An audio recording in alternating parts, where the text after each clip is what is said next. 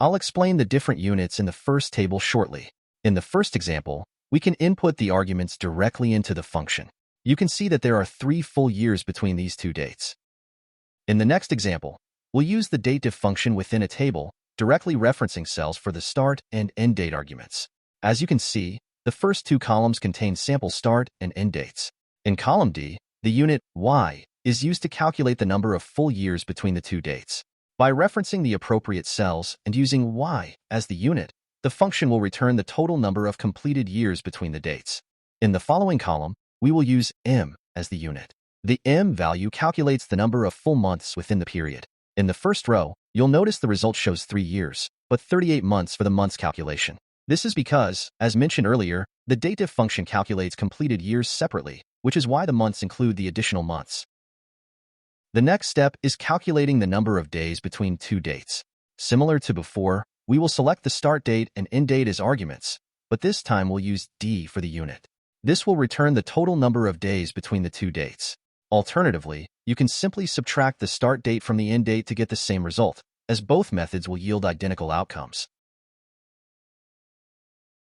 In the next steps, we'll explore more of DATEDIF's features. For instance, if you want to calculate the difference in days between the start and end dates, but ignore the months and years, you can use MD as the unit. This will return only the difference in days between the 2 dates, without accounting for the months or years. The next unit option we'll use is YM. This calculates the difference in months between the start and end dates, while ignoring the days and years. It returns only the difference in months, without considering the days or years between the 2 dates.